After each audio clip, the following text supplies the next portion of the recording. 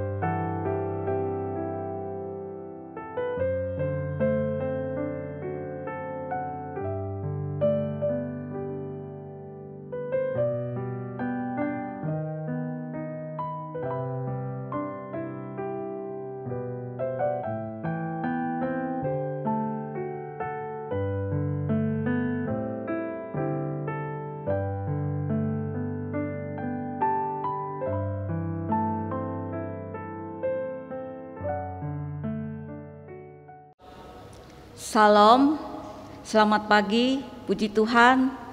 Sampai saat ini kita diberi kesehatan, kekuatan, dan damai sejahtera. Bagaimana kabar Bapak, Ibu, Saudara-saudari di rumah dan dimanapun berada? Kami berharap dalam keadaan yang sehat dan senantiasa diberkati oleh Tuhan. Kami akan membacakan penegasan Warta Jemaat untuk Minggu 23 Agustus 2020 sebagai berikut. Badan Pekerja Harian Majelis GKE Bumi Pelangka mengucapkan selamat beribadah bersih keluarga bagi warga jemaat di lingkungan Gereja Bethesda, Kelawa, Hapakat, dan Gerapirat, ataupun warga jemaat di luar kawasan Majelis GKE Bumi Pelangka dimanapun berada yang mengikuti tayangan ibadah ini. Tuhan Yesus melindungi dan memberkati kehidupan Bapak, Ibu, Saudara-saudari, warga jemaat sekalian.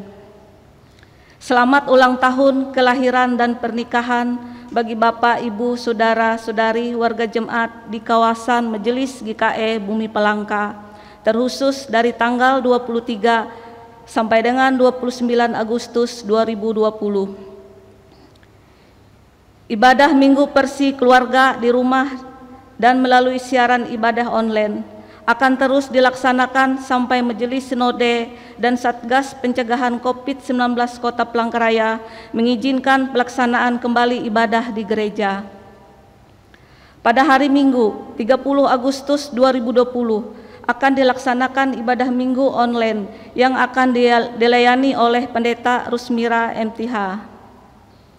Diberitahukan kepada remaja pemuda di kawasan Majelis GKE Bumi Pelangka bahwa pelaksanaan katekisasi tahun 2020 akan dimulai pada bulan September.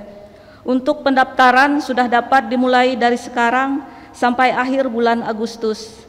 Blanko pendaftaran katekisasi dapat diambil di kantor BPH Majelis GKE Bumi Pelangka pada saat jam kerja atau dapat meminta file blanko melalui nomor WA 0852 49 72 9534. Adapun syarat untuk dapat mengikuti katekisasi adalah sebagai berikut: mengisi blanko dan mengembalikan blanko ke kantor BPH Majelis GKE Bumi Pelangka, melampirkan fotokopi kartu baptisan kudus 1 lembar, berusia minimal 16 tahun pada bulan November 2020, Untuk teknis pertemuan atau jadwal katekisasi akan diinfokan melalui warta jemaat.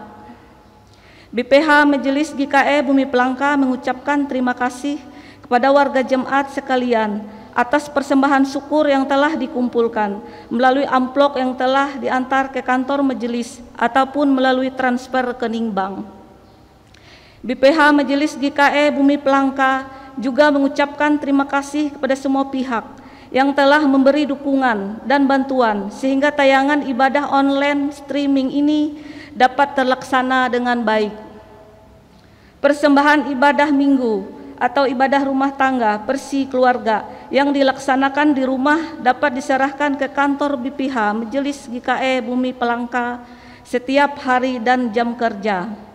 Dan hari Senin sampai Sabtu pukul 19 sampai dengan pukul 13 WIB atau di store ke nomor rekening BRI 79030014405337 atas nama BPH Majelis GKE Bumi Pelangka. Bukti setor transfer dapat disampaikan ke Bendahara Majelis Jemaat GKE Bumi Pelangka. Ibadah minggu online kita pada hari ini akan dilayani oleh Pendeta Dr. Ajun Kristapea MTH. Mewakili segenap warga jemaat mengucapkan terima kasih atas pelayanan firman Tuhan pada hari ini. Demikian warta jemaat untuk kita pada kesempatan ini. Kita masuk dalam ibadah. Mari kita masuk ke hadirat Tuhan Allah kita dengan penuh hikmat. Fokuskan hati, pikiran dan jiwa. Kita menyanyi dari spesial song nomor 76, Kasih dari Sorga, diulang 2 kali.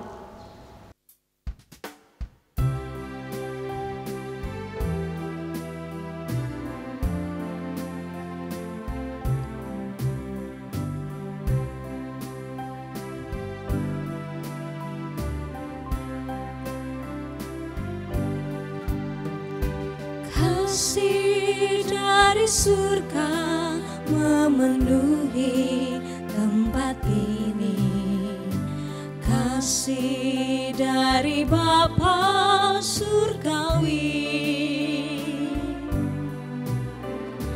kasih dari Yesus mengalir di hatiku, membuat damai di hidupku,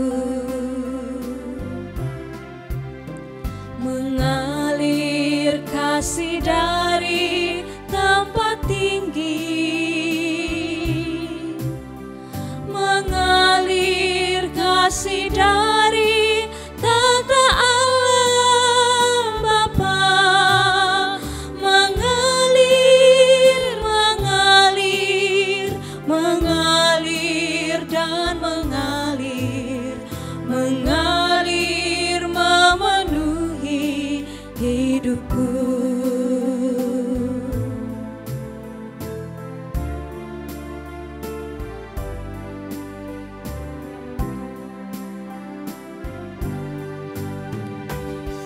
Kasih dari surga memenuhi tempat ini, kasih dari Bapa surgawi, kasih dari Yesus mengalir di hatiku, membuat damai di hidupku, mengalir kasih dari tempat tinggi, mengalir kasih dari tata Allah Bapa, mengalir, mengalir, mengalir dan mengalir, mengalir memenuhi hidupku.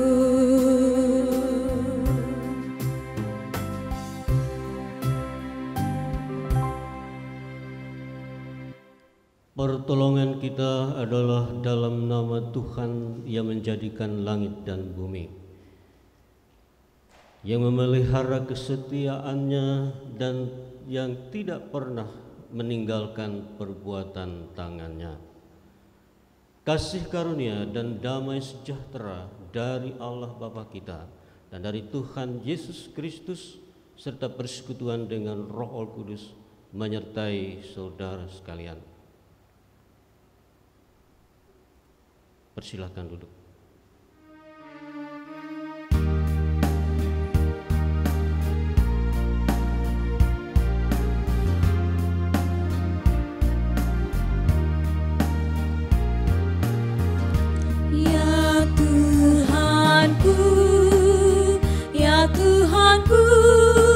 Kasihani daku, ya Tuhanku, ya Tuhanku, kasihani daku,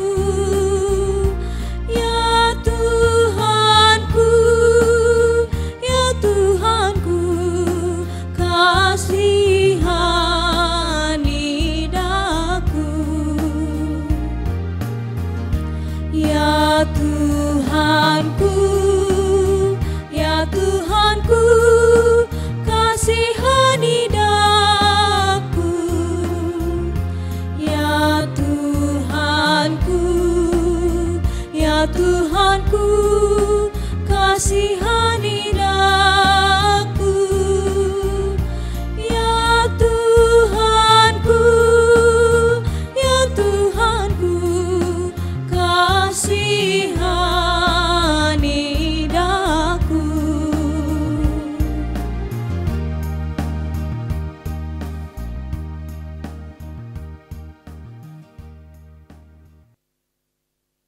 Marilah kita bersama mengaku dosa dan menaikkan doa syukur kita. Demi nama Allah Bapa, Putra dan Roh Kudus, Allah Tritunggal yang suci, kami datang ke hadirat-Mu dan mengaku akan segala kepapaan dan dosa kami. Karena kami sadar bahwa kami makhluk ciptaan Tuhan yang tidak sempurna dan kami telah jatuh ke dalam dosa. Gambar Allah yang sesungguhnya telah menjadi rusak. Oleh sebab itu ya Tuhan, kami sadar kami sering tidak setia dan jauh dari Tuhan. Kami sering melanggar segala perintah Tuhan. Oleh sebab itu kami memohon pengasihan Tuhan dan kami yakin Engkau yang Maha Pemurah, Maha Pengasih akan memberikan kepada kami pengampunan oleh rahmat-Mu yang besar. Terima kasih Tuhan, kami percaya oleh iman kami di dalam Yesus Kristus dan oleh penebusan di dalam Kristus kami menjadi selamat. Kami bersyukur Bapa, sebab kami selalu Tuhan bimbing dan pimpin untuk terus dibaharui, agar kami dapat menjadi anak Tuhan hidup baru dan memiliki buah-buah roh dalam kehidupan kami. Biarlah kami senantiasa boleh mempersatukan hidup kami di dalam tangan kuasa Tuhan. Pimpinlah kami agar kami senantiasa berkenan kepadamu. Terpujilah nama-Mu ya Tuhan. Kami naikkan doa ini di dalam nama Tuhan kami Yesus Kristus. Amin.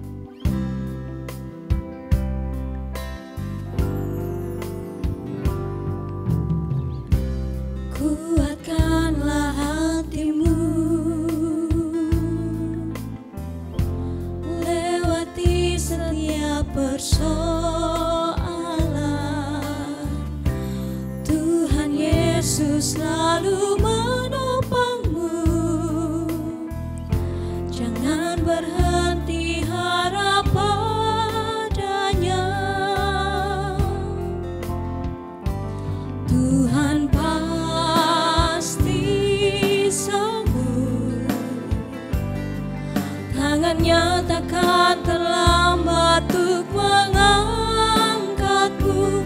Tuhan pasti sanggup, percayalah, Dia tak tinggalkanmu.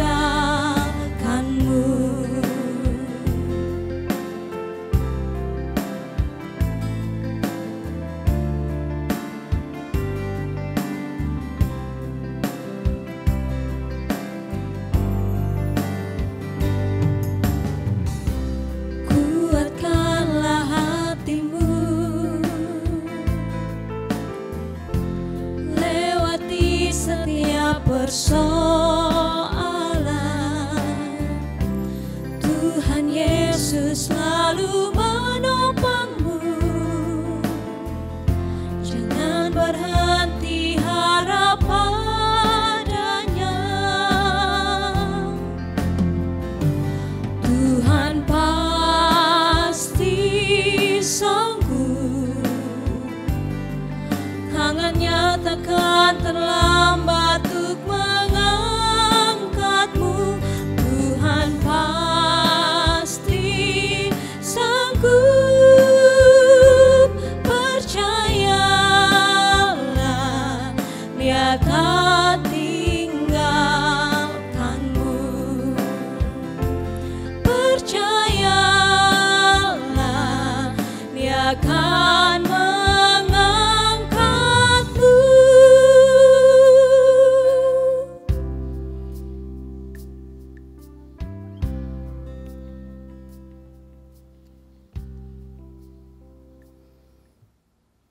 Petunjuk hidup baru.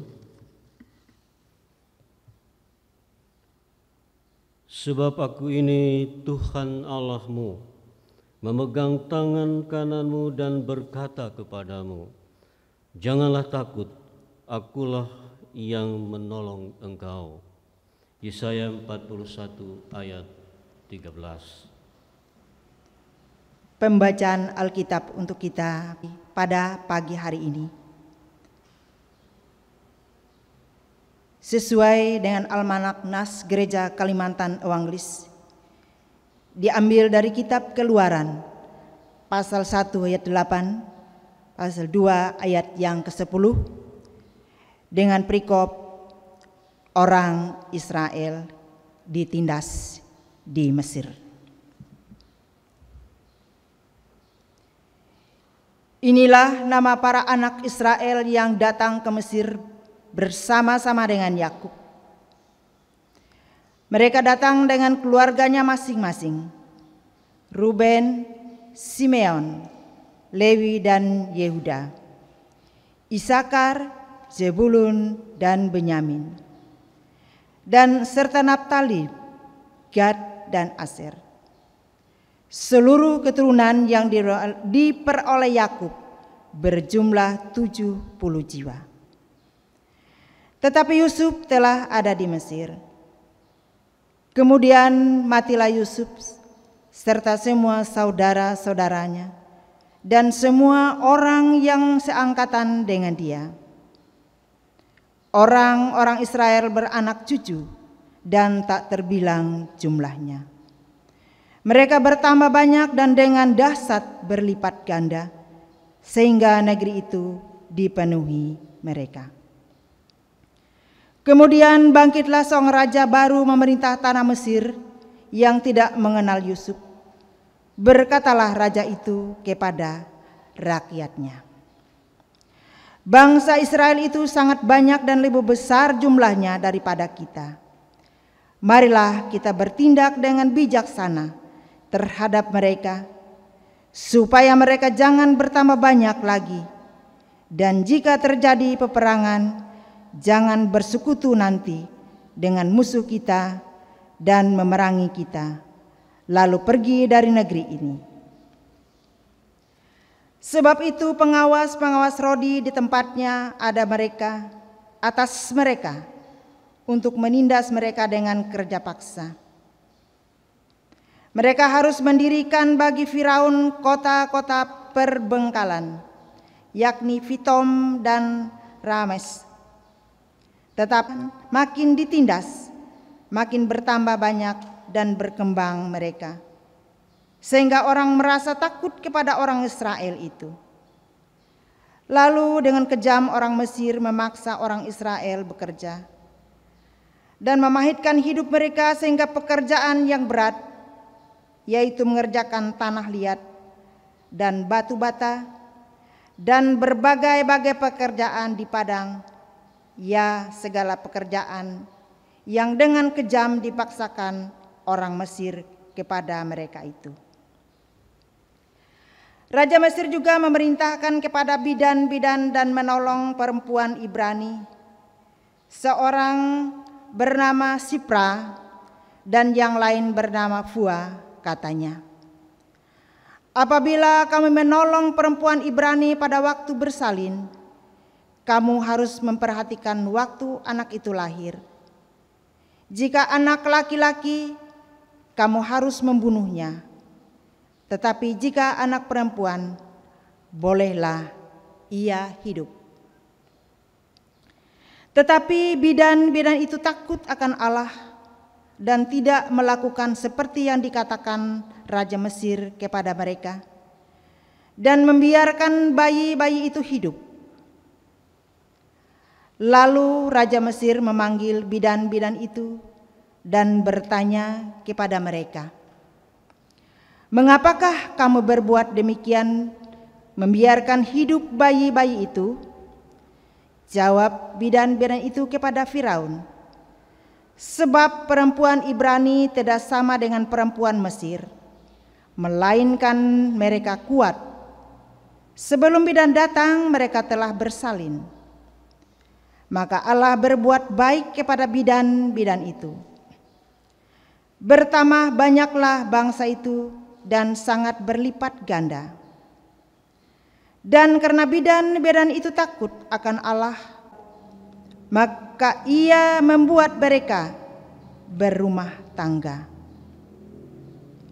Lalu Firaun memberi perintah kepada seluruh rakyatnya, lemparkanlah segala anak laki-laki yang lahir bagi orang Ibrani ke dalam sungai Nil, tetapi segala anak perempuan biarkanlah hidup. Seorang anak laki-laki dari keluarga Lewi kawin dengan seorang perempuan Lewi, lalu mengandunglah ia dan melahirkan seorang anak laki-laki. Ketika dilihatnya bahwa anak itu cantik, disembunyikannya lah 3 bulan lamanya. Tetapi ia tidak dapat menyembunyikannya lebih lama lagi. Sebab itu diambilnya sebuah peti pandan, dipakalnya dengan gala-gala dan ter, diletakkannya bayi itu di dalamnya, dan ditaruhnya peti itu di tengah-tengah teberau di tepi sungai Nil.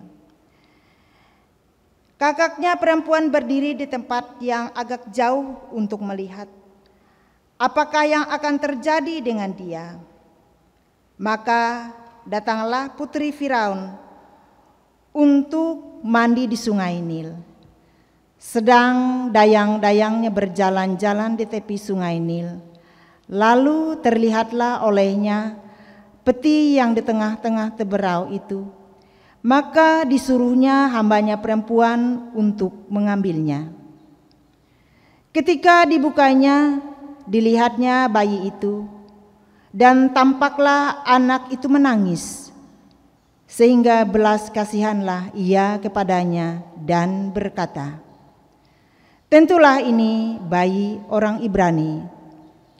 Lalu bertanyalah kakak anak itu kepada putri Firaun, akan kupanggilkah bagi tuan putri seorang inang penyusu dari perempuan Ibrani untuk menyusukan bayi itu bagi tuan putri?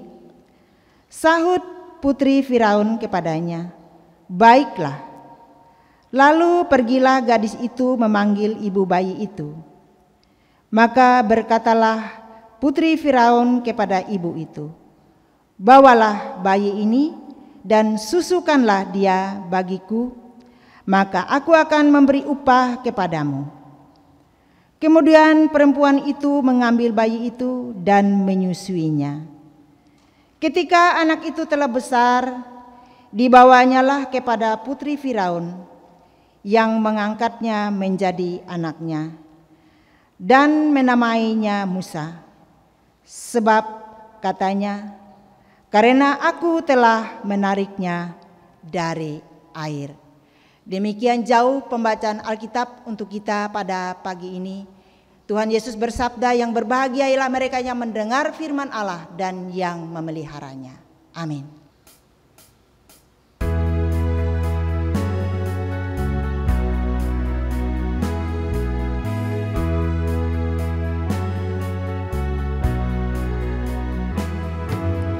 Kitab suci hartaku, tak ternilai hargamu, olehmu terungkaplah siapapun sesungguhnya.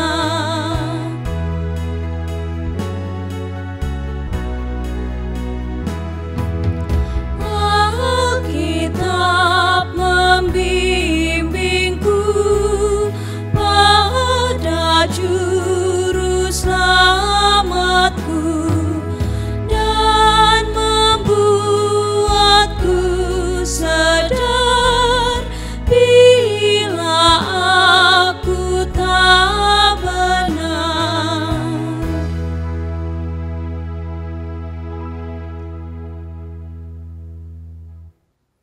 Kita akan memasuki khotbah atau pemberitaan firman. Sebelum kita membaca firman Tuhan sebagai dasar khotbah yang diambil dari Matius 16 ayat 13 sampai ayat yang ke-20, kita bersama berdoa.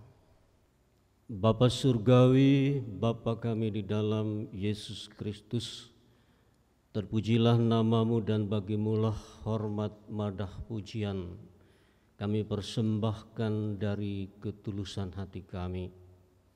Saat ini kami umatmu ingin mendengar akan kebenaran firman Tuhan.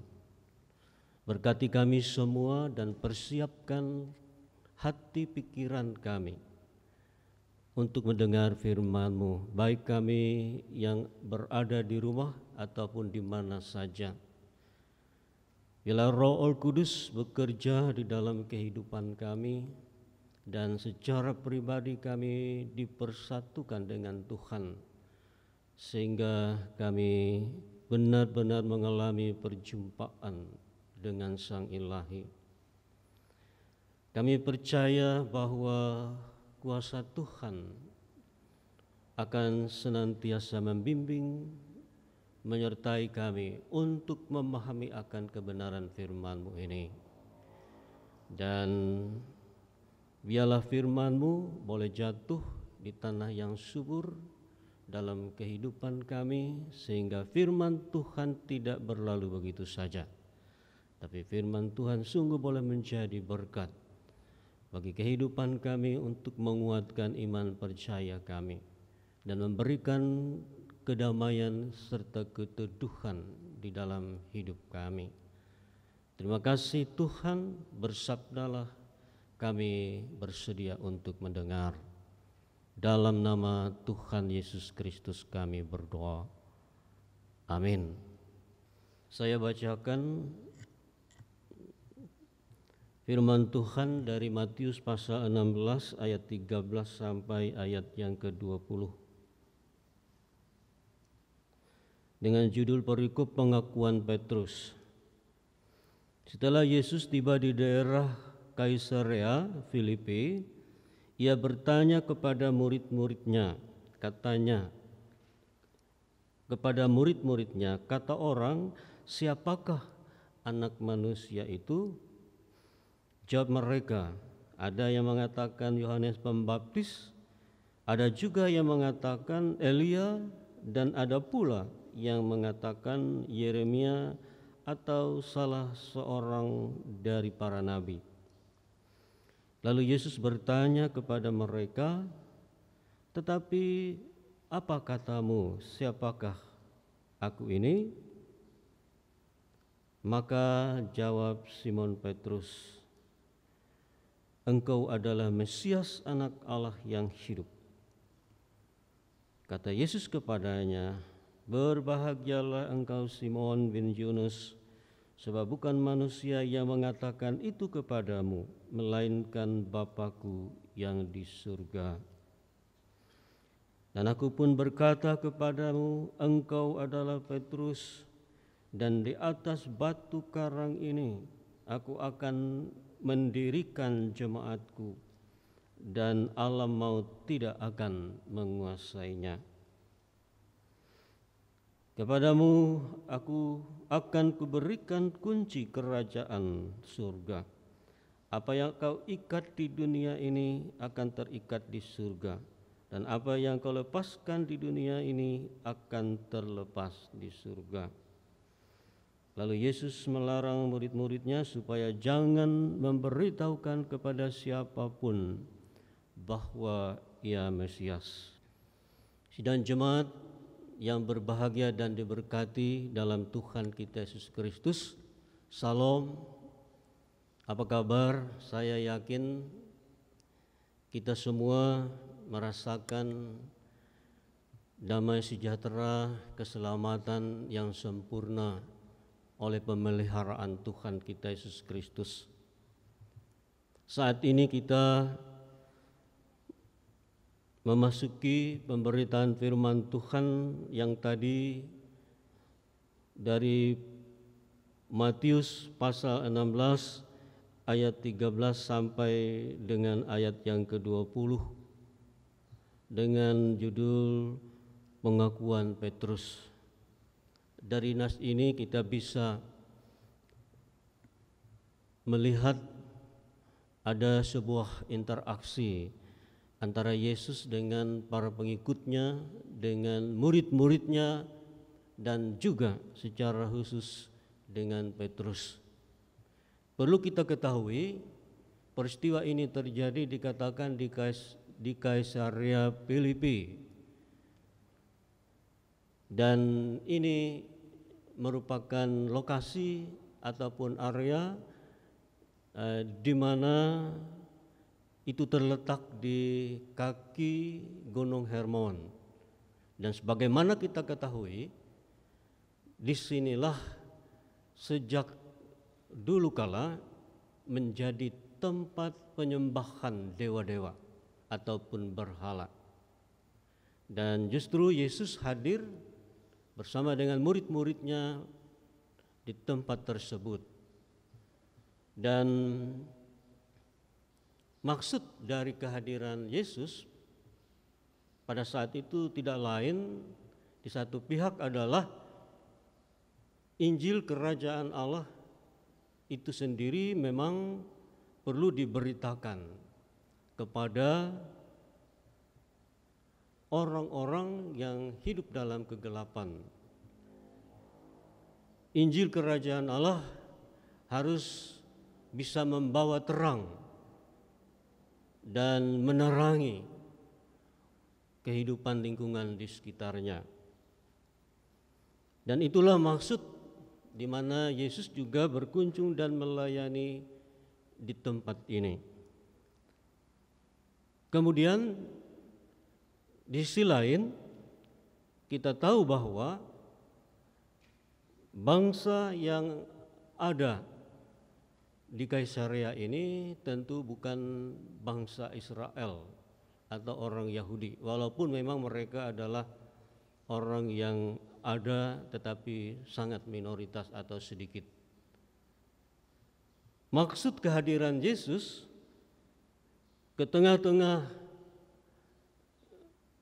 bangsa di luar Israel ini tidak lain adalah ingin menyatakan bahwa anugerah keselamatan itu justru disediakan kepada bangsa-bangsa lain. Nah, sebagaimana kita juga minggu yang lalu mendengar percakapan Yesus dengan seorang perempuan Kanaan yang meminta agar Yesus menyembuhkan anaknya, tetapi Tuhan Yesus mengatakan tidak layak roti diberikan kepada anjing-anjing, karena roti itu hanya disediakan kepada anak-anak Israel yang tersesat. Tetapi perempuan itu mengatakan remah-remah yang jatuh dari meja itu juga menjadi harapan bagian bagi perempuan ini, sehingga ia yakin oleh imannya ia bisa menerima keselamatan di dalam Yesus Kristus. Nah, sebagaimana kita ketahui, perempuan Kanaan ini dengan imannya dan oleh anugerah Tuhan Yesus, maka anaknya disembuhkan.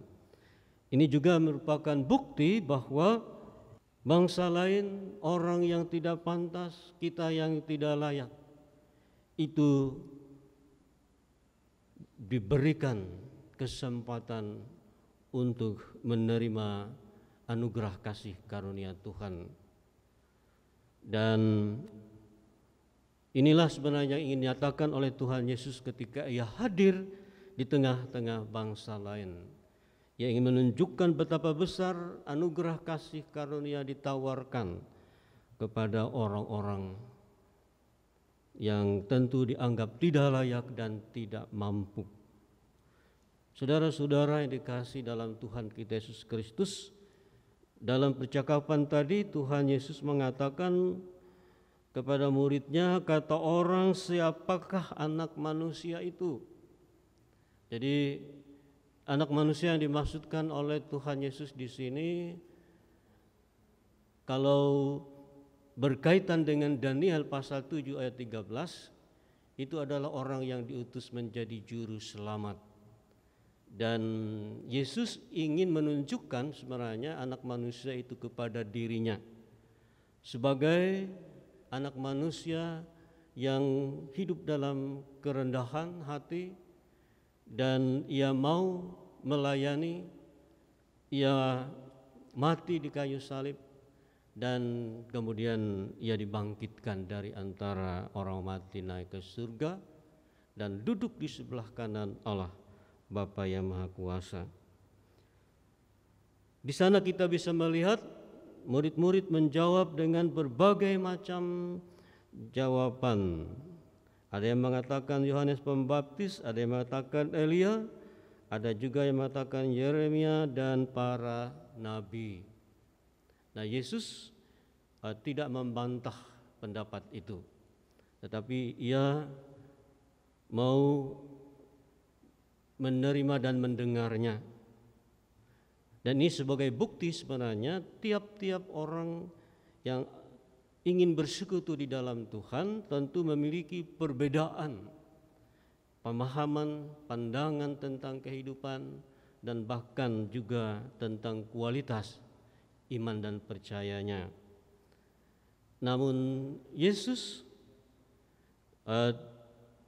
tidak mengatakan bahwa itu sesuatu yang harus dihindari dari hadapannya. Namun pada umumnya ketika datang kepada Yesus, kita tidak cukup hanya menjadi seorang yang turut ambil bagian dalam persekutuan itu. Dan tentu dalam persekutuan kita harus secara pribadi memiliki komitmen dan keyakinan yang sungguh-sungguh dengan Tuhan. Oleh sebab itu di dalam nas kita pada saat ini Yesus secara khusus menanyakan bagaimana jawaban Simon Petrus terhadap Yesus. Artinya apa? bahwa ketika kita berjumpa dengan Tuhan dalam persekutuan ibadah, memang kita perlu secara komunal atau secara bersama menghadap Tuhan. Tetapi dalam persekutuan itu Tuhan juga menuntut bagaimana tanggung jawab kita secara pribadi di hadapan Tuhan tentang iman kita, tentang kehidupan kita. Apakah kita sebenarnya sudah sungguh-sungguh datang kepada Tuhan dengan kebenaran, atau kita hanya ingin ikut orang banyak hadir dalam sebuah persekutuan tapi kita tidak punya pemahaman apa-apa. Tuhan pada intinya ingin agar melalui persekutuan kita penting ya hidup dalam kebersamaan, tetapi juga ada hal yang jauh lebih penting dari itu. Ini bagaimana kita secara pribadi bisa merasakan sentuhan dengan Tuhan dan bisa mengalami kuasa Tuhan dalam kehidupan kita. Dan oleh sebab itu di dalam nas kita pada saat ini Yesus bertanya secara pribadi kepada Petrus dengan mengatakan, kata Yesus, jawab Simon Petrus, engkau adalah Mesias, anak Allah yang hidup. Jadi kita melihat di sini jawaban Petrus sangat berbeda dengan jawaban orang banyak. Dan ini adalah sebuah tuntutan yang memang perlu kita nyatakan secara pribadi ketika kita berjumpa dengan Tuhan dalam sebuah persekutuan. Nah, apakah yang dimaksudkan dengan Mesias ataupun anak Allah? Kalau kita bisa tahu, Mesias itu adalah orang yang diurapi, dan orang yang diurapi itu dinamakan memiliki jabatan Kristus. Jadi Yesus Kristus adalah Yesus yang diurapi menjadi Tuhan, dan dia dikatakan adalah anak Allah karena ia sehakikat dengan Allah, dan juga sekaligus Yesus sebagai Mesias ia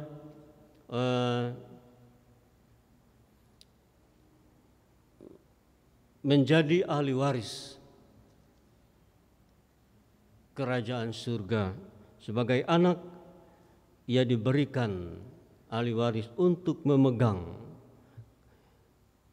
kerajaan baik di surga maupun di bumi. Sidang jemaat yang dikasihi dalam Tuhan kita Yesus Kristus, terkait dengan jawaban Simon Petrus, Tuhan Yesus mengatakan demikian, berbahagialah engkau Simon bin Yunus, sebab bukan manusia yang menyatakan itu kepadamu, melainkan Bapa-Ku di surga. Jadi kebenaran yang sesungguhnya yang boleh terjadi dan diungkapkan oleh Petrus karena kuasa Tuhan bekerja dalam kehidupan pribadi Petrus. Dan ini memang penting bagi kita, bahwa ketika kita menyatakan kita hidup dalam kebenaran dan kita menjalani apa yang Tuhan kehendaki dalam kehidupan kita, maka itu harus memang didasari karena Tuhan yang bekerja dalam diri kita, dan bukan hanya karena pengakuan ataupun pernyataan pribadi kita secara manusia. Sidang jemaat yang dikasihi dalam Tuhan kita Yesus Kristus, Tuhan Yesus kemudian mengatakan, dan aku pun berkata kepadamu, engkau adalah Petrus, dan di atas batu karang ini aku akan mendirikan jemaatku, dan alam maut tidak akan menguasainya. Saudara-saudara, ini adalah penting. Kenapa dikatakan bahwa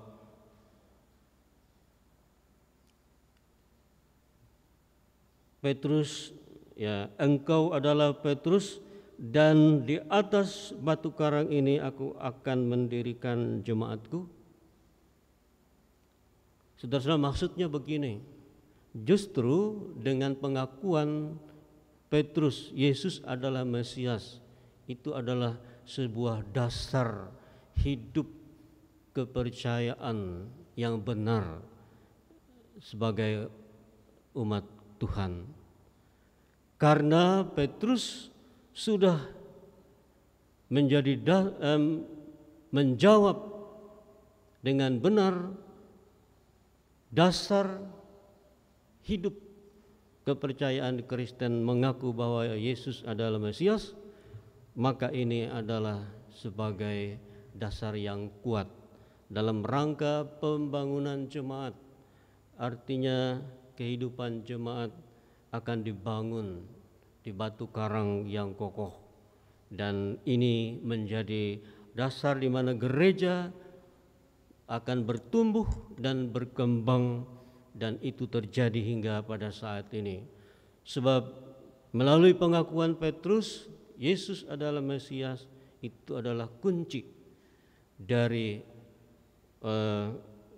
dasar pembangunan hidup gereja di dalam Yesus Kristus.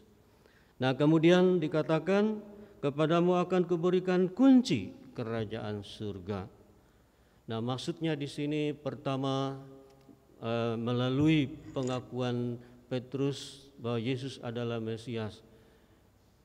Ini adalah sebagai kunci di mana ketika gereja percaya, ketika orang Kristen mengaku Yesus adalah Mesias dalam kehidupannya, maka berdasarkan pengakuan itu kita akan diberikan janji keselamatan hidup yang kekal dalam kehidupan kita.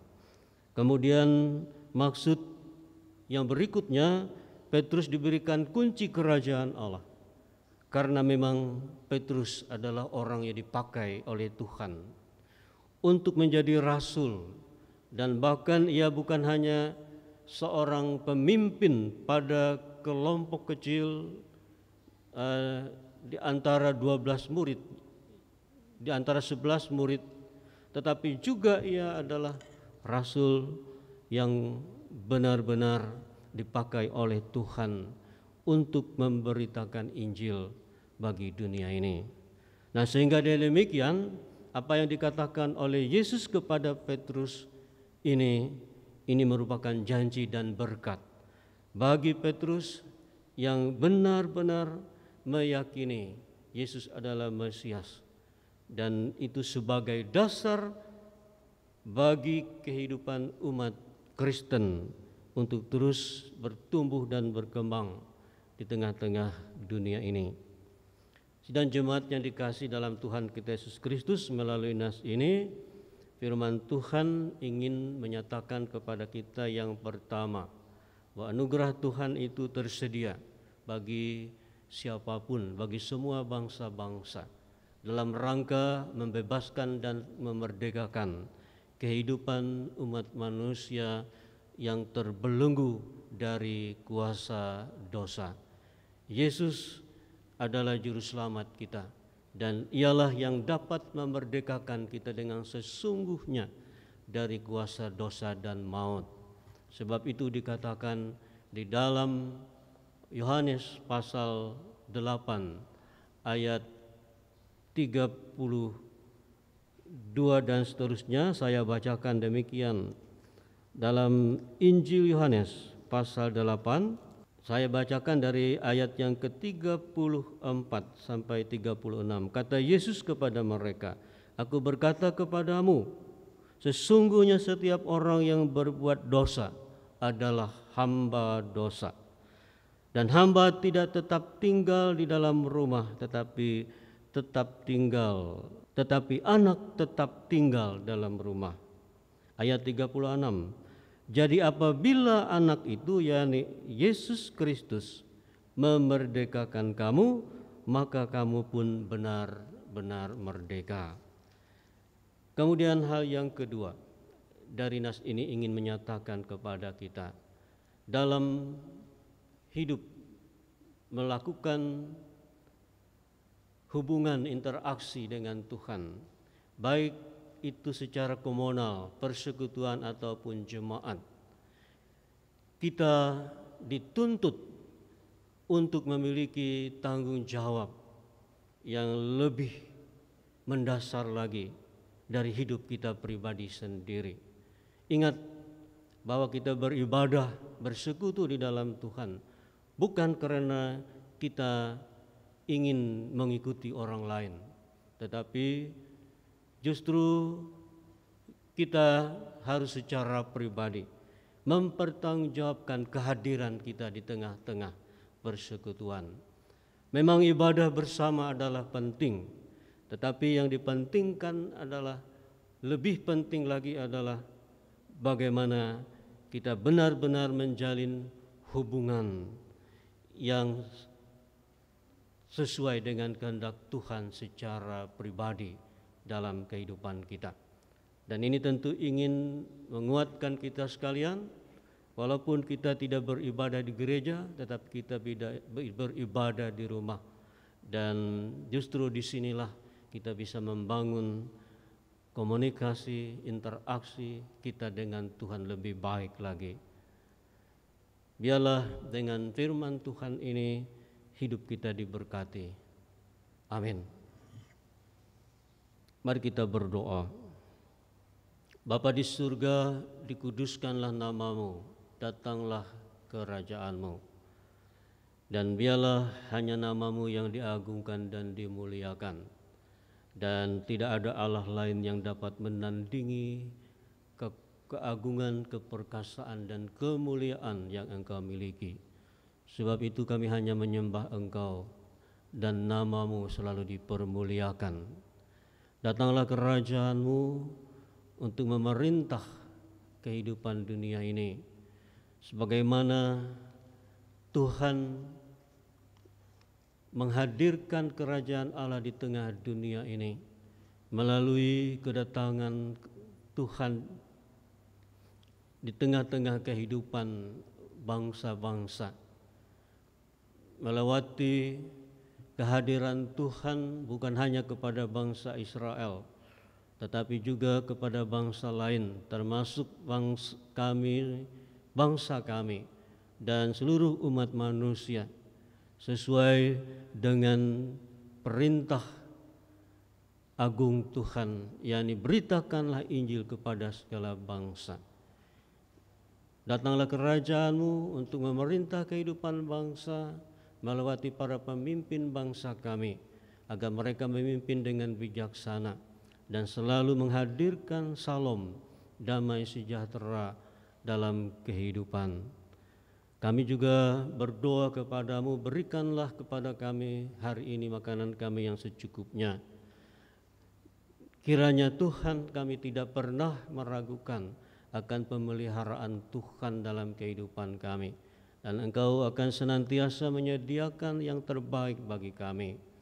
Sebab itu juga berkati segala usaha rencana pekerjaan kami, dan kami mohon ya Tuhan, agar kami dapat merasakan sukacita, damai sejahtera yang Engkau senantiasa berikan bagi kami.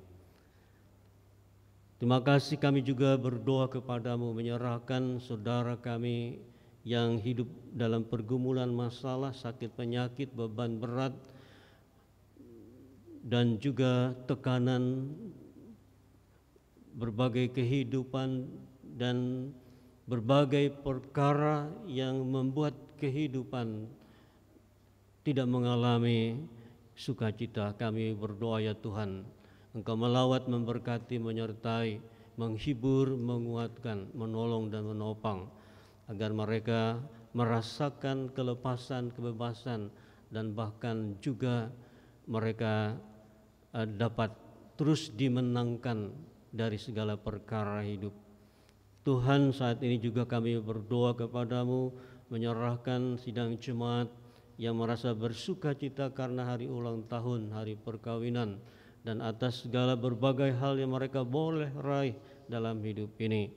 Biarlah kebahagiaan dan sukacita keberhasilan itu menjadi milik tetap dalam kehidupan mereka, dan olehnya pula mereka yakin Tuhan akan senantiasa menyempurnakan sukacita mereka, sehingga sukacita itu akan memotivasi sidang jemaat kami untuk selalu bersyukur kepada Tuhan dan tidak pernah meragukan Tuhan akan memberikan yang terbaik dan merancangkan kehidupan yang indah bagi kami. Terima kasih Bapa di surga, kami serahkan hidup kami hanya ke dalam tangan Tuhan. Kami menyempurnakan doa ini di dalam doa yang Tuhan ajarkan demikian. Bapa kami yang di surga, dikuduskanlah namamu, datanglah kerajaan-Mu, jadilah kehendak-Mu di bumi seperti di surga. Berikanlah kami pada hari ini makanan kami yang secukupnya, dan ampunilah kami akan kesalahan kami, seperti kami juga telah mengampuni orang yang bersalah kepada kami. Dan jangan bawa kami ke dalam pencobaan, tetapi lepaskanlah kami daripada yang jahat, karena Engkau yang punya kerajaan, kuasa dan kemuliaan sampai selama-lamanya. Amin. Sidang jemaat Tuhan, kami mohon untuk berdiri.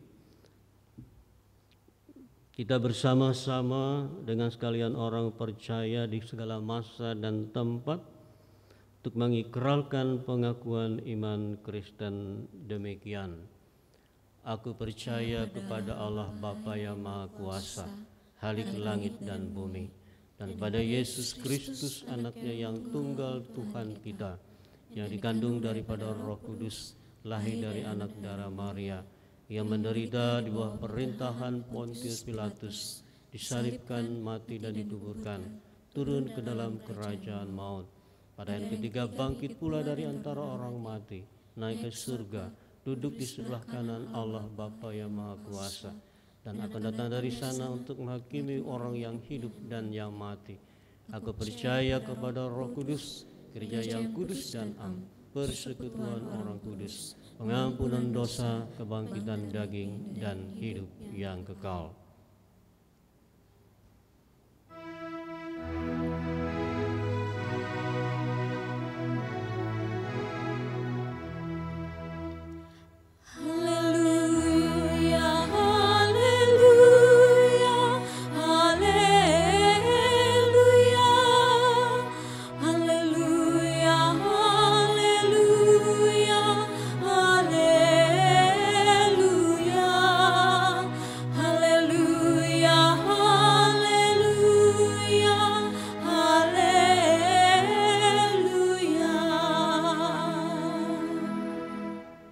Sekarang pada kita diberi kesempatan untuk mempersembahkan syukur kepada Tuhan. Nas pengantar persembahan. Dalam segala sesuatu telah kuberikan contoh kepada kamu, bahwa dengan bekerja demikian kita harus membantu orang-orang yang lemah dan harus mengingat perkataan Tuhan Yesus, sebab Ia sendiri telah mengatakan adalah lebih berbahagia memberi daripada menerima. Kisah Para Rasul 20 ayat 35. Mari kita berdoa. Pujian hormat kami hanya untuk-Mu ya Tuhan. Dalam kasih penyertaan Tuhan kami selamat dan beroleh hidup. Karena berkat Tuhan kami memperoleh rejeki kehidupan. Tolonglah kami terus menghitung berkat-Mu, agar jiwa, hati, dan mulut kami penuh dengan ucapan syukur. Tolonglah kami agar dapat menyerahkan persembahan syukur dengan taat dan sukacita. Berkatilah persembahan kami ya Tuhan, agar dapat dipergunakan untuk keperluan perluasan kerajaan-Mu di dunia. Amin. Untuk mengiringi persembahan, kita menyanyi dari Kidung Jemaat nomor 337, Betapa Kita Tidak Bersyukur, bait pertama dan bait yang kedua.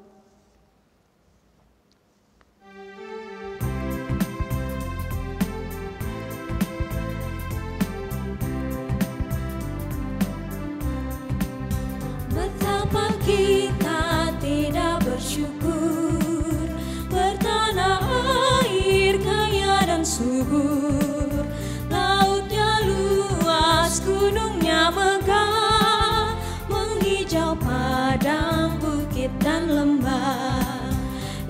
semua berkat karunia Allah yang agung maha kuasa.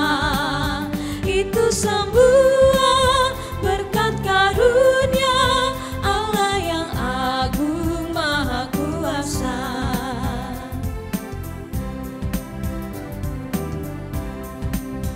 Alangkah indah pagi mereka, bermandi cahaya surya dan cerah.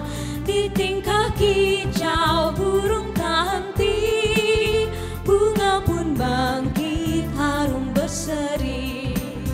Itu semua berkat karunia Allah yang agung maha kuasa. Itu semua berkat karunia Allah yang agung maha kuasa.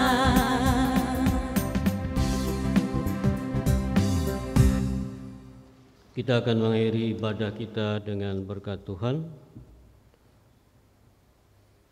Semoga Tuhan memberkati kita dan melindungi kita. Semoga Tuhan menyinari kita dengan wajah-Nya dan memberi kita kasih karunia. Semoga Tuhan menghadapkan wajah-Nya kepada kita dan memberi kita damai sejahtera. Amin.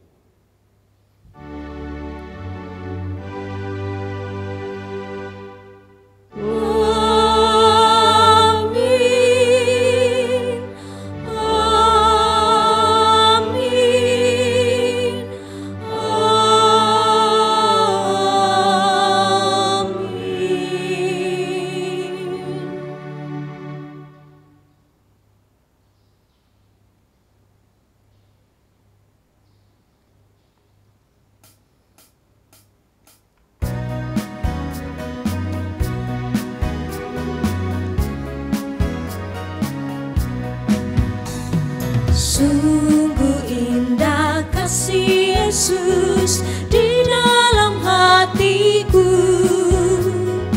Ku mau ikut Dia selalu sampai akhir hidupku. Glory, glory, glory, haleluya, terpuji namanya. Sungguh indah kasih Tuhan Yesus di dalam hatiku.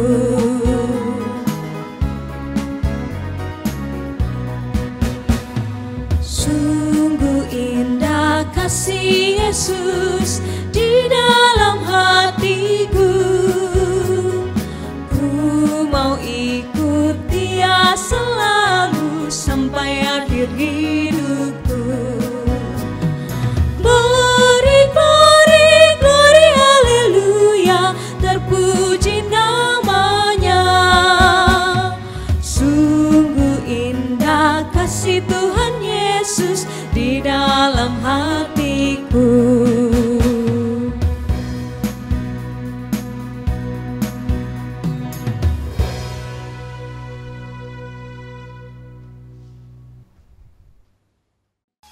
Through you, I can do anything. Oh, I can do all things. 'Cause it's you who gives me strength. Oh, nothing is impossible. Through you, my eyes are open. Untuk mensupport channel kami, tekan subscribe, follow juga media sosial kami di Facebook dan Instagram. Tuhan Yesus memberkati.